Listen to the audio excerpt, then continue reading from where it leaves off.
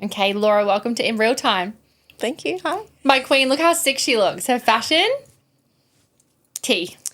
You're too good to me. Thank you. No, and I'm actually here. If you can't see in the video, I'm wearing my new, what are they called? Oh, salwar pants. The Aviso Lotus salwar pants. I never remember the names of things. And she just killed it. And I've just like, and if you don't, these haven't launched yet though, have they? They're launching. They launch tomorrow. Okay, so if you're listening to this, they've launched. And if they're still in stock, they'll probably be sold out. Go and get yourself a pair because they're the comfiest things. Yeah, they're a vibe on you. I'm going to wear these in New York with like a little white singlet with little kitten heels. New York? Yeah, I'm going in a few weeks. Stop. Oh my gosh. Anyways, we can talk about that. But I want to introduce you to everyone. I'm sure everyone listening already knows who you are. But a little bit of background. Mm-hmm. Laura is a co-founder of Kinga Csilla alongside her husband Tristan. It was founded in 2017. It was founded in 2017. Sounds so long ago. For some reason, I just didn't think you'd been doing Kinga for that long. I get that a lot. Because it's just still so hot and fresh.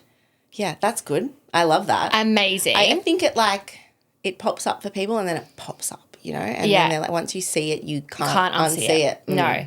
You had a career in fashion prior. Yeah. And you wanted to move into a more like sustainable, creatively driven brand. Yeah. And then after this, in 2022, you launched Ciao Vacation, Kinga's fun little sister vibe. Mm-hmm. And I look at you as kind of, you are a bit of an enigma, I would say, because you're more quiet on social media. Oh, do you think so? I think so. I wouldn't say you're like the most, like I look at myself and I'm everywhere and like, you know, on TikTok, on here. And then when I see your content, you're captivating, number one, and I do find you a bit of an enigma because I think, I would love to know a little bit more into Laura's brain and how she's built what she's built. Okay. I've always felt that though. Bless you for saying those lovely things, but I'm an open book. I love that though. I do get a lot of DMs. I bet you do. People do, strangers I've never met, they will message me and be hey, can you tell me how to start a business or like make clothes in India or whatever? I'm like, oh, okay. So maybe, I don't know, maybe I'm not on socials enough. I feel like I am. You definitely are, but I think like, you know, when you share, it's more about your creative direction, I feel, and it's things that inspire you. Mm-hmm. Like I find when I kind of see you on socials, it's like you in Bali, when you're doing your sourcing or you're looking at it's very like creative driven, you know what I mean? Not necessarily like in everyone's face, kind of like I am sometimes, where I'm like, look at this new thing I've got and blah, blah, blah. No, my gosh, it's my evening, a glass of wine and a scroll. Yeah, the stories. Love. Yes. Oh my God. Don't take that from us. I do love myself, but I'm also, I find that I was talking to the girls at the office actually, and one of my staff members, Nikita, was like, I can't wait to listen to this podcast. I feel like I can't wait to like get a little insight into Laura's brain. Okay. So we're here. I want to talk about, I guess, your story as a whole. I would love you to give us a rundown on who you were starting Kinga, Ciao. Mm-hmm. Give us kind of a little bit of like a concise story of the last nearly 10 years, a fucking decade. That's insane. Concise is so hard for me. That's so probably why I don't go on this. I don't even know why I said that word. It's not even in my vocabulary. Concise. I can't even do it. Yeah. We'll try that. We're also having a shampoo. Anna, our queen, is... I brought some Brown Brothers because that's all I could find, and she brought mum. So we're here having a mum. It's delicious. We love Anna. Thank you, my podcast mum. Mm. Yeah. Okay, hit us with it. 10 years. So I started Kinga after 10 years already in the industry. Wow. I started working when I was like in school, when I was at college. And I kind of got to a point where I had my baby. I had my first baby. Mm-hmm. And I couldn't like... I don't know, is it the nesting instinct? I was just like working in these environments that were really old school, right? Yeah. And like it wasn't flexible and it didn't work for family, and I had to go to China like every 6 months and for what? Like to find the cheapest like cotton jersey and bring it back and make something that sat into a budget that was just like so uninspiring. And I was like, I want to work for myself. Absolutely. I want to work in an environment that treats people really well. Mm-hmm. I'll treat myself. I'll start with myself and I'll treat myself well. You know what I mean? Absolutely. And so it's actually started from that. And then from that, I was like, well, if I expect this for myself, if I expect a better working environment for myself and better standards and I don't know, just like a more balanced life, shouldn't that be the same for the people who make our clothes? Absolutely. And so I just started researching, and I started talking to our suppliers and our makers in India. And the first thing we ever did was ask them if they would allow for third-party auditing. I was advised. Got the Iconic on board for us really, really early on, and they had a great sustainable kind of like, I don't even remember the name of her role, but she worked in sustainability, and I reached out to her and I was like, I need help. How do I do the right thing? And she was like, go speak to IRFT. They went and audited, and the type of audit they did was basically a report that they gave to the factory, and they're like, here's a list of things to do to make your warehouse, factory, studio better. Yeah. We'll come back in 6 months and check on it. Wow. And that's what happened. And so I just like, I felt like I could work on things with ease, not having that as a weight in the back of my mind like it had been with previous jobs. Yeah. But it's not like I don't kind of go out and try and say that we're sustainable. That's not that's not the hook I put my hat on. Absolutely. I think it's more for me an exploration of craft. Yeah. And I love like folk craft. I love those weird, messy block prints or batik and to be able to use that and decide, yes, it's worth it and I'm going to employ it and I'm going to either eat margin or make something special, whatever, like having that authority. I'm a bit bossy. I love that though. So that was kind of like, I didn't start with a business plan or this like really hard and fast structured idea of what it would be. I started just wanting to do something better for me and then for other people. And then, Here we are. And then talk me through Ciao. So you had Kinga for what, nearly 5 years before you decided to bring on Ciao? Yeah. Oh, more. I had Kinga for longer. So Ciao, I hate it when people use the term we saw a gap. There is no gap in clothing. There's zero gap in anything. There's no gap in anything. I don't know what are you doing if there's a gap? There is no gap. It's 2026. There ain't no gaps, no gaps, brother. But there was opportunity, right? Yes. So like I wanted to make cute knitted shorts and tiny little T-shirts or very, very big T-shirts. Yeah. That were a little bit more playful and a little bit more fun. And I did, and I made them and I put them into the Kinga collection. And I think in fashion, especially after you're established for a few years, people come to you for certain things. Absolutely. And they come to Kinga for craft. Yes. And for like interesting, sort of quirky is a word that gets used all the time. I've never applied it to myself, but I would say it's individual. Yeah. You go to Kinga to know you're getting something from Kinga. Yes, it's a statement. It's probably something that you keep and you wear a lot. Like I know a lot of people wear their Kinga a lot, which is great. So anyway, I put these cute little knitted shorts and singlet tops into Kinga and people were like, loved what? it. No. They were like, what is this? True. It makes no sense here. Yeah. Cute, but I can get that from, reference some other brand. Absolutely. And I was like, but no, you can't. You can't get this from that brand. Yeah. Like, look at this. Look at these colours. You could get a beige pair of whatever, bike shorts from that brand. So I was like, I've got a space. There's a space where I can, like, I want to make this. Yeah. It's like a different part of me. It was a different part of me that wanted to, I can't always wear a swishy dress with 5 meters in the hem. You know what I mean? Like sometimes you just want to wear a tracksuit. Yes, yeah. And a cute little top. Yeah. And so I was like, let's do that. I see that there is a customer for that. Shaylee, who's our buyer in Queensland, was like, there is space for this. Yeah. There is space for this. And she was interested in that. So I'm like, okay, let's separate it from Kinga. Let's do our own brand. Love. It's a different customer. I got to know that customer. We did some really strong branding. Yeah. Straight up. I'd learnt so many things from launching Kinga. Of course. So many things. And it was a way faster growth trajectory. Yeah. Don't say that after too many champagnes. Don't. Honestly. And so, and like. I love. It just ran. Like, it's like I put it on the ground and it just ran. And sometimes I'm like, how is this happening?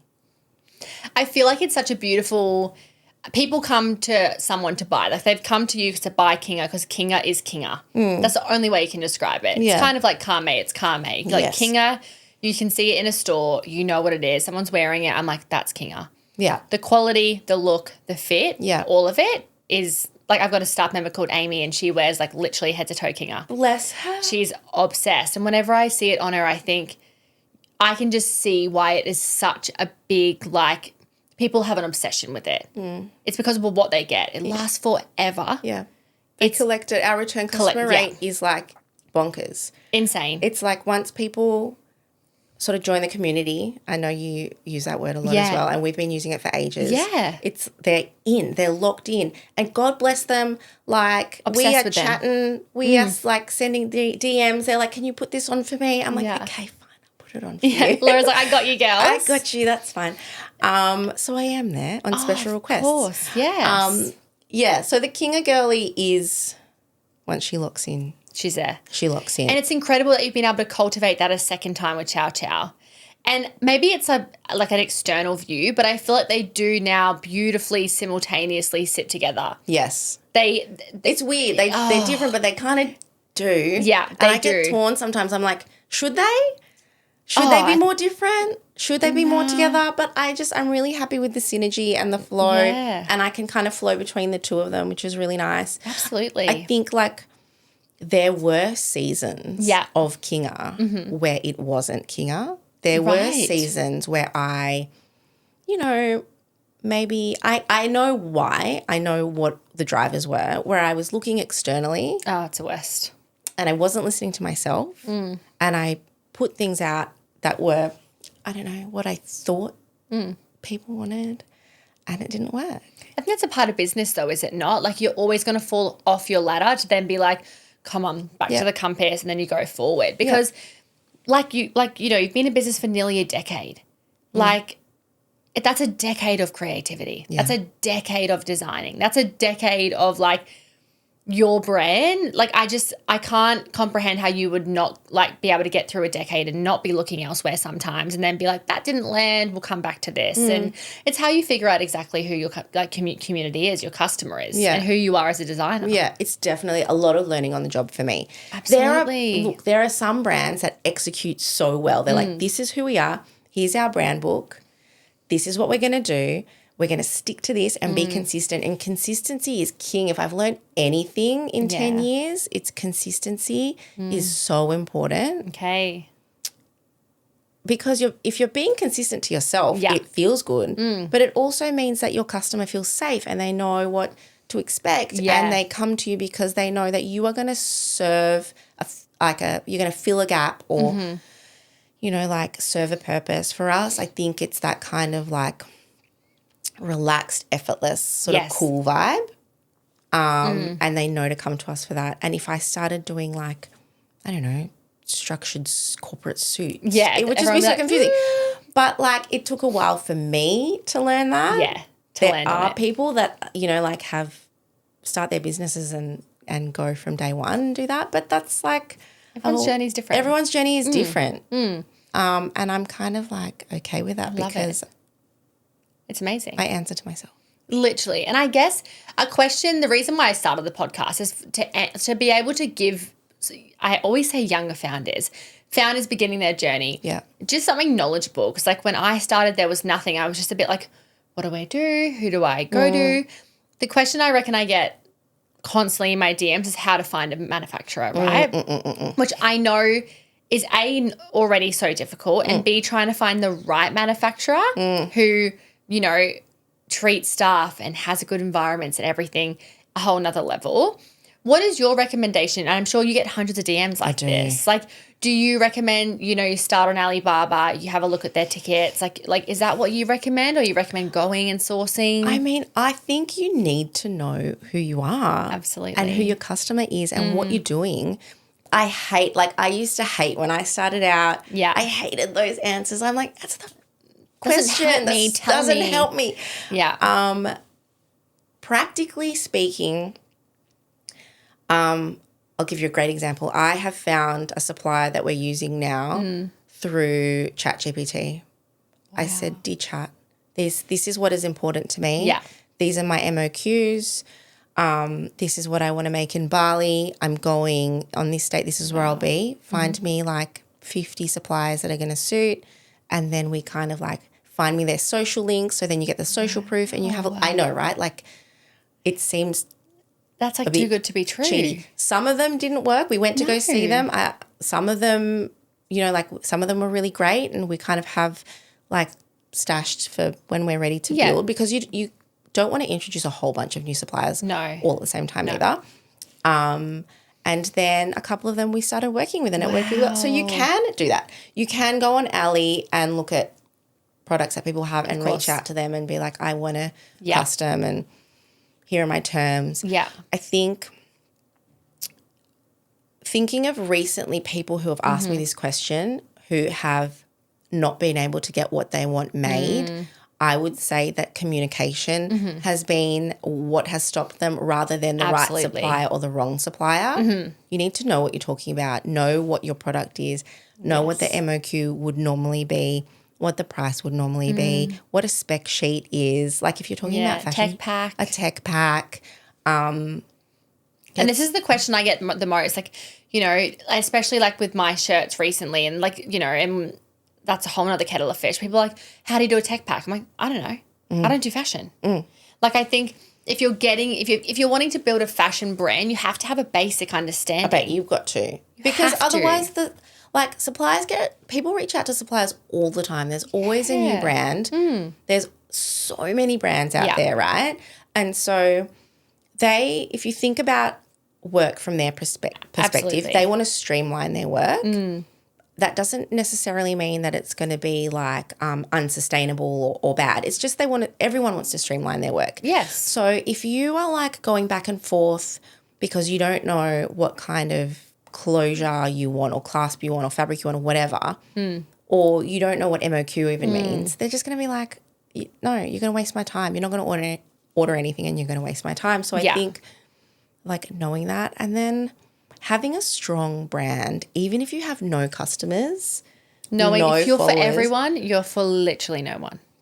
Yeah, 100%. Like you have to, I think suppliers look at that. Yeah. And they look to see how genuine you are and how not established necessarily in terms of how many, I mean, it helps to have a few years behind your belt. But like if you've put love into your brand and you've gone and you've done branding and a website and socials, then they're going to be like, yeah, this person is legit. Yeah, and they're going to work with you. Does that kind of help? Absolutely, because I think, you know, and I had this conversation the other week, I get all my jewelry manufactured in India. And oh, do you? Yeah, I get it all manufactured in India. Twinnies. And I just have been unable to find the same quality that I have in my manufactured pieces anywhere else. Yep. And that's just my experience. I wouldn't say I've like looked super difficult, like super hard. But I love my manufacturer in India. But what I will say to that is that when I first started, I was like, they kind of always gave me the cold shoulder.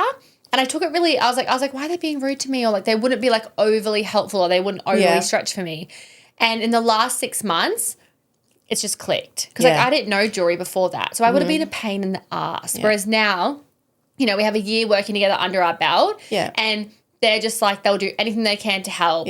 I treat them the exact same way and I feel like we've just found our groove. And they've probably fit you into their schedule and they know that you're not going to like make a million samples and then like resource them, you know, like it's trust. It's trust. It's the same relationship that you would have with in any other industry with anyone else. Absolutely. And you have to build it. You've got to build that trust. And I think these days people are entitled and we are entitled. And I think back to when I started jewelry, I think, and you wouldn't have had this because you came from a design background, but a lot of people that are in the DMs are brand new and they want to know like all the information. And I'm like, sometimes you just can't know it. Sometimes you have to just experience it 100%. And go on your own experience of trial and error, seeing what lands, what doesn't land. It's the only way you're going to get there. Yep. 100%. I think word of mouth as well. Like, yes, you can go find them on Ali or ask Chart or whatever, but if you get a reco from someone that has a good relationship with their supplier, like that's solid. Yeah. And you know how you get good recos? By being a good person. Oh, yes. And I think I've been so, I want to say lucky, but I think it's who I am as a human. I've had so many incredible founders like yourself, like Marissa, like women who are so happy to help me and to guide me, you know? And I think that comes down to just like who you are, your ability to network, to be like respectful of the fact that that's their knowledge that they're sharing with you, you know? And I think people do need to remember that when they think like, I'm just going to message this person and ask their manufacturer. You have to remember they built this relationship over years and years and years, and that's their like absolute pot of gold. Yep. So I do think there is like two sides to that as well. 100%. Like I have been asked that question so many times. Of course you would have been. And there is definitely, and I know that I offer some people more information than others. Absolutely. Ooh, sorry if I haven't given you my manufacturer and you've asked. But that's your prerogative. It's something that you've worked for. But like community, again, let's go back to community. Like when I've got to stop saying like. Don't worry, I say it all the time. It annoys the heck out of me. Does it? We'll cut that bit out, right? Yeah, I think you get a sense when somebody is networking with a capital N, like we're in the 80s, right? Or when somebody's trying to build a community, and when somebody is trying, like you, it's very obvious. Absolutely. That you're building a group of people around you, that you're bouncing ideas. There's there's no pridefulness about the way that you speak either. And so it's really easy, I find, and maybe this is just telling of who I am, to share. Because I know that if I needed a bead. Oh my God, yeah, I'd give you anything. I don't know. Yeah. Or even like, not even if I needed something from you. It's not. It goes both. I think it's an energetic transfer. Like it goes both ways. Yes, that's a great way of putting it. It doesn't feel one way. It feels two ways. Absolutely. Regardless of what the exchange is and what the information is. Absolutely. But sometimes it can feel a little bit grabby when somebody asks. Well, I've not spoken to you in 6 months and it's a DM like, oh, hey, would you mind sharing your manufacturer? Yeah. You're like, maybe not. Sorry. And they're just so busy, right? Like I said. They don't have time. They don't have time. No. I want to pivot onto business, and I really want to get I feel like you're someone who has done, and especially having Ciao and Kinga and working in fashion for so long. I want to talk about, in your experience, what has been probably the most underrated parts of business that have been the hardest. I think we all hear about how it's so busy and there's, you know, cash flow and there's stock ordering issues and new manufacturers and rah, rah, rah. In your over a decade of fashion and business, what have you found to be the hardest thing? On the list of thousands.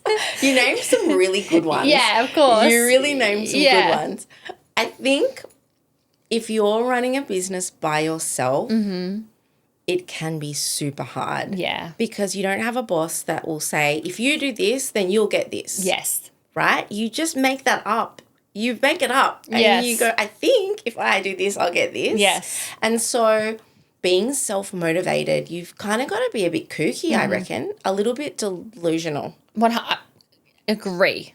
And to keep going past those years where you're just breaking even, not paying yourself, you have to have something a little bit crazy. 100. That's hard. But then you get someone on board, right? Yes. Or you get someone to help you.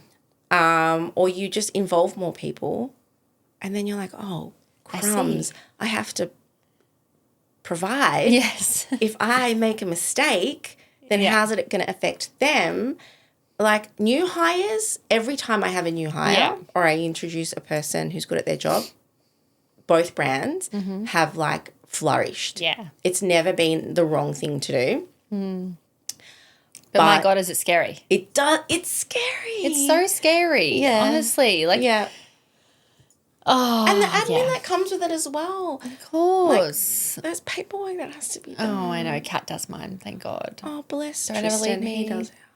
So what is Tristan in the business? Is he like COO? Is he like kind of accounting, money, like title so wrong? Oh gosh, no! Don't let him know we're trashing his name on the podcast. Yeah, nah, it's okay. I don't think he'll listen to this. Maybe he will. He You'll be like, will. So Tristan's my husband. Yes. Oh yeah, sorry, we should have mentioned that. Yeah, he's my husband. Yes. And I started Kinga when our baby Daff was 3 years old. His background is in sports, Okay. and I was working as like a designer for someone else. And like I said in the beginning, all the reasons, right? Absolutely. And I tried to do it as a side hustle. And I think that that's never a good idea. If you have a side hustle mindset, then you'll make side hustle money and it will be a side hustle project. Absolutely. Like you've got to commit. And it didn't take me too long to be like, oh, I actually like just need to do this. Absolutely. So in the first years, he was just kind of like keeping the lights on Okay. while I built the brand. Yeah. My parents gave me a little bit of money. Yeah. They gave me like $5,000. I made my first sample set and I promised him, I'm like, I won't touch our money. Yeah. I think, you know, I had to borrow a bit of money from my sister a couple of times because cash flow. And he sort of like took care of the family. Good man. Good man. Good man. And like listened. There was a lot of listening. And I do remember in the early years, he's like, you should do a business plan. It's just like, fuck off. What? But look at this sample. Yeah, it looks look so at my beautiful. sparkly Look at the sparkles. And then it was after COVID. I think it was after COVID. It was after COVID. We had to move out of my grandmother's. I got pregnant, surprise pregnancy. Wow. Life changed. Everything changed so quickly. Kinga started growing. His career was kind of like moving in a way that he was like, I don't know about this. And so it felt right for him to move into the business. And so I think it was like 2023. And he moved into the business and took like heaps of the admin and helped me make hires and helped me like outsource, better account. It's so boring, but like, Oh, it's all the things that like a dark, gloomy cloud on your head though. yes. And like once you sort that out, honestly, like it looks on paper like it's going to make no difference to your bottom line, but it made all the difference. We got better accountants, we got staff in, we got like better social media managers. I mean, that's a whole nother can of worms. And then, I guess he's just been working alongside me ever since. I think also like I have Kat, so I say she's my work wife. She can't actually ever get away from me, but I can imagine when it's someone, there's pros and cons to working with your loved one, right? 100%. I haven't done it, but I can imagine. Yeah. But there is a trust like no other. Like I think of growing Kaarme, I actually couldn't have done it without Kat because I feel like, well, no matter what version of me she sees, she's always there, you know? Yeah. And I can imagine it was very the same with like, even when I know he wasn't working in the business, he was still your confidant, your person you went to, like any issue. And I think I can imagine now with the size of Kinga and the size of Ciao, he's just your sounding board and vice versa. Yeah. For both your parts. like sounding board, but also like he's pretty brutal. We've been together since. As he should be. I was 16 or 17. Wow. I know, right? Crazy. And Unheard of. Yeah. It's a long time. Yeah. And so he's like, that he would not hold back. He doesn't hold back. He's never mean. He's never ever mean, but he doesn't lie to me either. So if something doesn't feel right or doesn't look right or is risky, he will definitely flag that. That doesn't necessarily mean that I don't go ahead with it. I always ultimately at the end have the say when it comes to creativity. And I think I'm a little bit more risk hungry. Yeah, there's always one and there's always the other. And he's a little bit more risk averse, but we balance each other out really well. So I push him a little bit and he kind of like calms me a little bit. I love that. Which is really, it's good. It's great. And we never get, I don't think we've ever lost each other's trust. Love. Which is, it's nice to have that person. It's amazing. We do all the things together. Amazing. I want to talk about in business a few things that do you have any pivotal moments where you're like, this nearly broke me, whether it's like warehouses, whether it's, ordering, like stock coming wrong. Was there any periods where you were just like, I just don't know if I can ever come back from this? 100%. Oh my gosh. Yeah. Yes. Look, there's been a couple. I'm actually in it right now. Oh my God, I'm so excited to hear off the potty. I'm in it right now. I thought I would come into the potty. Yeah. Like announcing our retail expansion. Oh my God, okay. And like our new store happening. And I'm now putting out fires, I suppose, rather than like building, which is just what happens. It's just what happens. It's business. Just what happens. It's business and you learn and everything. This is such a cliche. Everything happens for a reason. So right now we're kind of like figuring out our retail blueprint. Okay. Where we want to be. So exciting. Because I saw the pop-up and I thought, yeah. And we've got some really great big plans. okay. And this is one of the things that with Kristen, I'm like, come on, we've got to do it. Let's do it. And he's like, are you sure? I'm like, I am sure. Yeah. I think we've hit like a speed bump. I'm being so vague. Okay. And we will get over it. Absolutely. But that is a little bit stressful because, I've definitely been owning this project. This retail project is mine. Feels like it's your shoulders. It's on my shoulders. I'm pushing it. And it's a big investment. And I it's so a big respect part of you our sharing plan. it. I think this is what we don't see. No one gets on social media and goes, oh yeah, this is our plans and right now we're just stuck in this. This hasn't worked and this hasn't worked and we've got to move through it. Yeah. No one does. Yeah. So then everyone lives out here in this fantasy land that it's like, oh my God, yeah, we want a shop. We open a shop. We want a warehouse, we get a warehouse. It literally doesn't work like that. No, and it can be soul crushing. And we had, so last year as well, I don't want to harp on the crap things, but. No, harp on them. We, we did a lot of planning last year. Yeah. Moved to a 3PL. We documented this. Go as comfortable as you feel, I reckon. Because I think even the drop of that you're going to be a stall, everyone's going to be like, yeah, obsessed. Okay. We'll circle back to it later. We'll circle back. All right. 3PL. 3PL. So everybody was stoked. Yeah. We did the research. Trish and Kate, bless them, bless those guys. They did their due diligence. They did their research. And sorry, before we go on, what is Kate's title in the business? Bad bitch. Very helpful human. I've got to take this footage and send it to her. Very good at the things that she does. Bad bitch, very helpful human. Perfect. Does lots. Yes, we love her. We love her. Yeah. Kate comes from a sales background. Love. So, and she's a really great, actually, that's a big reco for me. If you're starting a brand, find someone who's worked in sales. Iconic. She's amazing. Okay, and I now love she's that. got that balance between understanding what we want, yes, what we want to do, yeah, and what the buyer wants and the customer wants, what the agent wants, and having that knowledge. Or maybe I shouldn't speak so highly of her. I know. Don't worry, she can't go anywhere. You can't leave. You can't take her. You can't take her.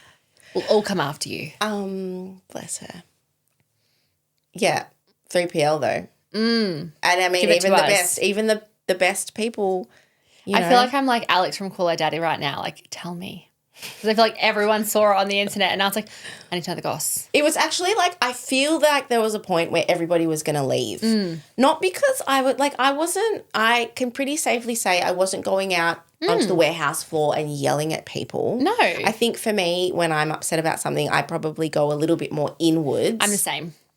And I'm like, I'm going to deal with this myself. I'm going to think about how to deal with this myself. Yeah. And it got to a point with these guys where the only solution I could come to was get out. Where things go, because it wasn't very long. So you moved to the 3PL. Were things going to the wrong place? We moved to the 3PL. They were sending, there was a multitude of things that happened. And it's not, 3PLs are great and they serve a purpose. Of course they do. Absolutely. And set up the right way with the right partnership, relationship and communication. Yes. And this was a great example of that. I think the guys that we worked with had a lot of transient staff and so they didn't know the brand like a staff member at a 3PL who stays with a brand would know their brand or like someone working in our own warehouse knows our brand. And it started. They're not invested. They don't care where you think it's going. They're just packing it. Yeah. So like it started with these small compromises. Like we couldn't put in cards or tissue or like we used to, and now we're going back to doing that kind of stuff, which I love so much. Put in a little stick of incense with some of our orders or like just a little thank you that was personal and random and nice. couldn't do that with 3PL. I was like, oh, that's okay. Well, we can live with that. Yes. And then the type of packaging we use had to change. And then because we've got two brands and they tell two very different stories, we sent them all of this new revised packaging for each brand, but they would interchange them. So they would send Kinga in Ciao and Ciao in Kinga, or they would send one time we had so we do our gifting, influencer gifting from there. And one of our girls received a pair of Adidas sneakers in a Kinga Csilla bag. No. What? You're joking. Yes, like where did that even come from? Like she was expecting an outfit to shoot content for us. She would have thought she was being punked though. She got a pair of sneakers. Like I love Adidas sneakers, but that's not great. It ain't no Kinga or Ciao Ciao though. Or did it come with an incense stick though? I need to know. Well, no. In the shoe. No, thank you. No tissue, no incense stick. Just a pair of Adidas. Just a pair of Sambas. It's not funny. Just a sad pair of Sambas. People, like the wrong stores got the wrong orders. Things got left out of orders. People, oh my gosh, I remember receiving a photo once of this stack of boxes. Like we used to send our orders out in boxes, and it was like, I don't know, 50 boxes, and you're supposed to fold in this tab, and they were all unfolded, and then there was just this one roll of tape around the front, like little wings, that were going out into. Where were they even going? I don't Stop it. So if you ever got an order from us that had like random things in it, it was a 3PL. But like we were losing, so customers and that would have been a massive investment. It was a huge investment. Like I think to give like a reality to that, that's like the whole experience. I have no idea, but I could imagine it was like into the hundreds of $1,000s of just 100%. Fuckery of moving there, coming back. It probably costs like base for your space. Like it's over $100K a year just to use the service. That doesn't include the picking, the packing, and the postage. No. So there's picking, packing, and postage on top of that, which they were getting wrong. It was costing us so much. It was costing us so much money, and I probably should have led with that if you're asking a business question. But it was more the disappointment of people on the other end that really killed me. And then, our wholesalers were just getting frustrated. Yeah. Kate, all of her time we were supposed to free up staff. We were supposed to have the whole concept was to grow. Yeah. To grow, to focus on other things. Yeah. And too many people were being, like Tristan, Kate, Zoe even, they were being pulled into putting out fires. All day. And communicating with people and it was like you had to re-educate them every day on what was going on. So it was stressful. We decided, okay, like let's stop now before it gets worse. Mm-hmm. And we pulled it all back and we found a new warehouse. Tristan and I had a couple of weeks where all we did was go look at warehouses. Mm-hmm. And we moved.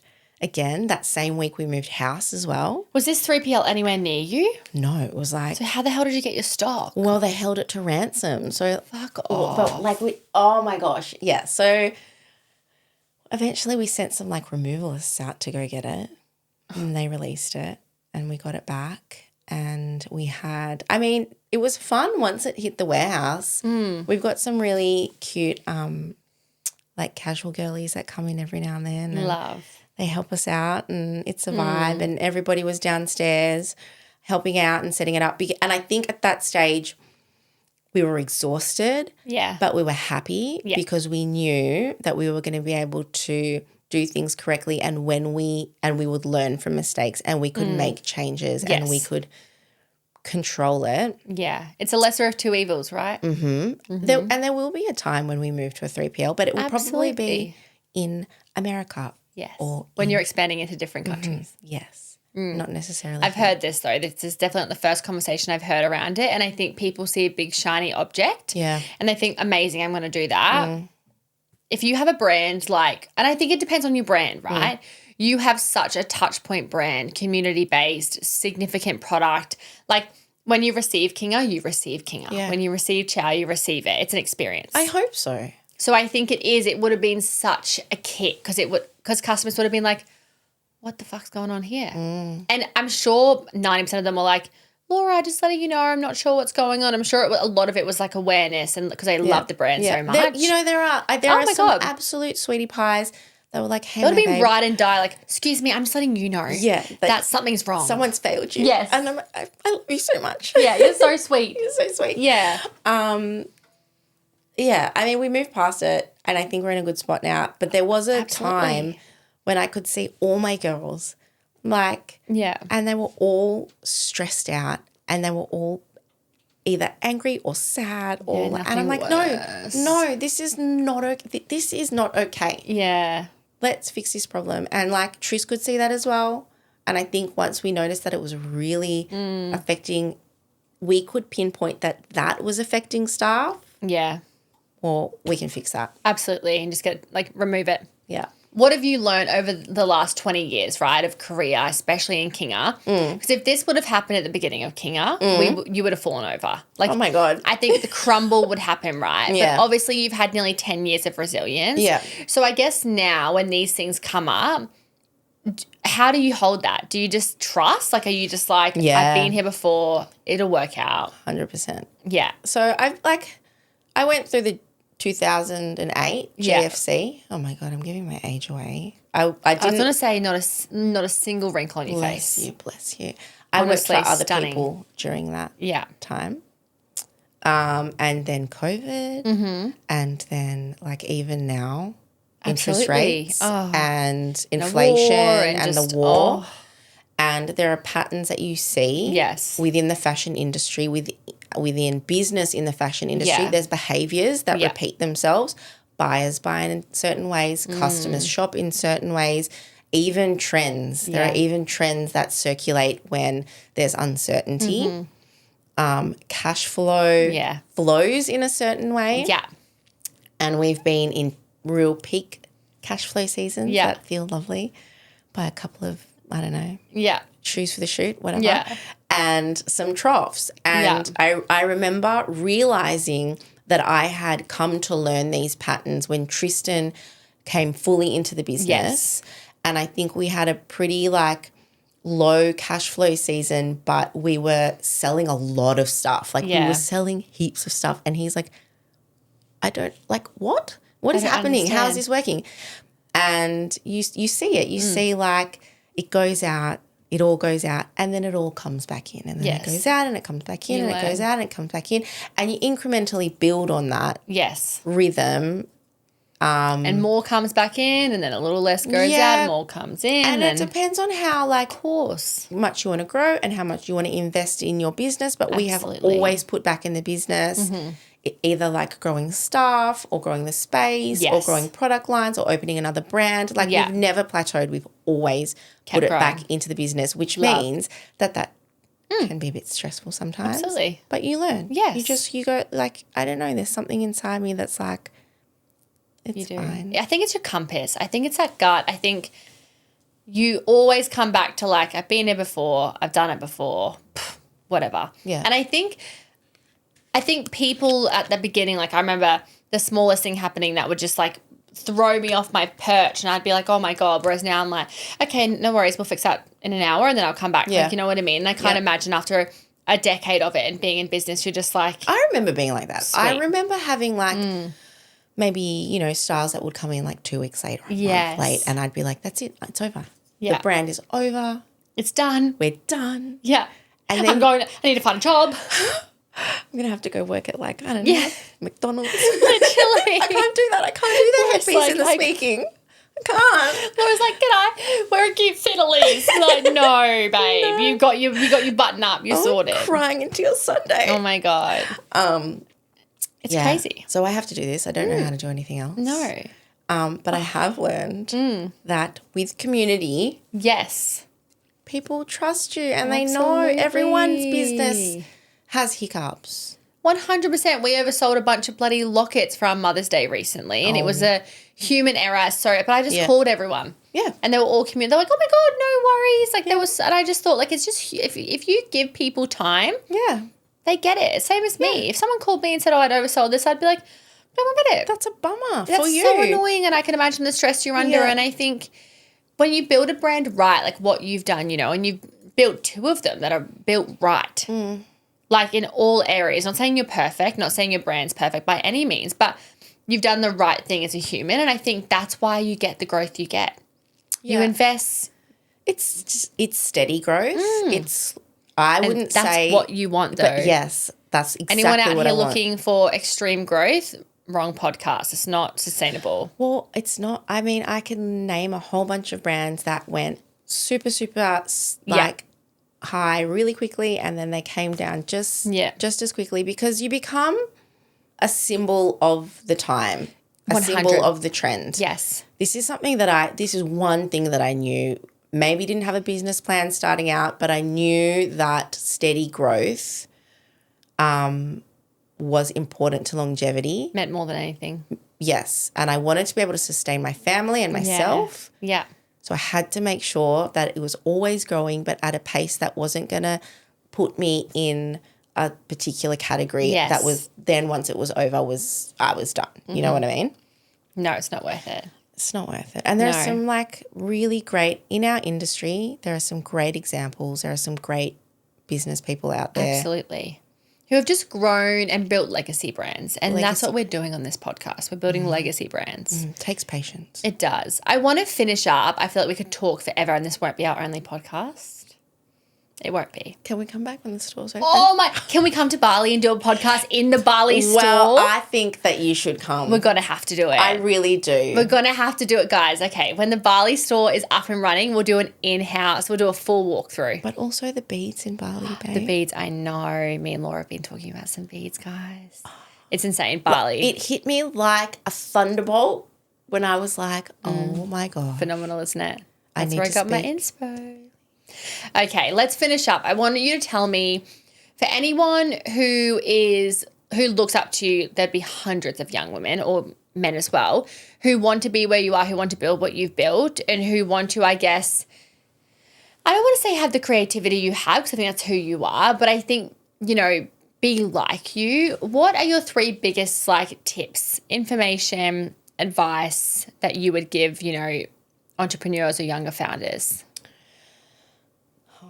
Word. I know, only 3, babe. 3 biggest tips for young entrepreneurs. A young you. If you could go back and tell, young me. I feel like that's a good way to put it. Young Laura, who was just young, hungry, wanted something better for herself. What are 3 pieces of advice? Be consistent. Yeah. Put that on a fucking t-shirt. I put it on a Kinga tee. Seriously, tattooing it to my arm. Yes, truly.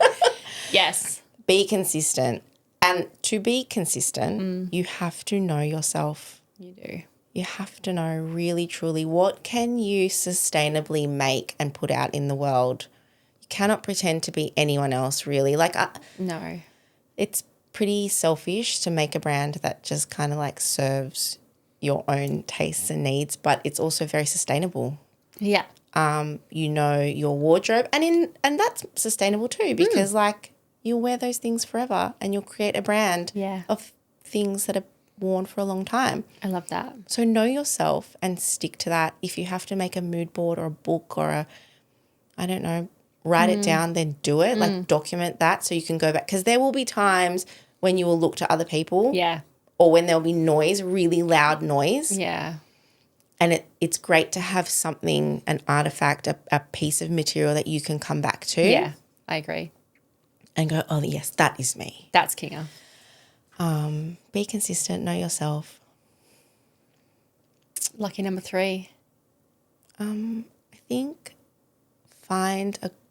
this is a hard one. And I don't want to trigger anyone who's working by themselves because it can be quite triggering. I think business can be quite lonely and even the world right now can be quite lonely and I'm really aware of that. But if you can find someone, maybe, like your bestie, your sister, a work wifey. Yeah. Maybe it's your mum or dad. Yes. Maybe it's a community that you have to go out and find and you find them digitally and you find them on socials. Yeah. We met on socials. Online. Yeah, voice notes. Girls, voice notes are the way. Voice notes are the way. Yeah. Find your community. I have adopted that from you, by the way. Oh my God, love. But Amazing. find your community. Yeah. Just like it doesn't even have to be big. It doesn't have to be vast, but someone that can like listen Yeah. and maybe redirect you if you need to go back and look at your why you started, your why. I love that so much. I love you.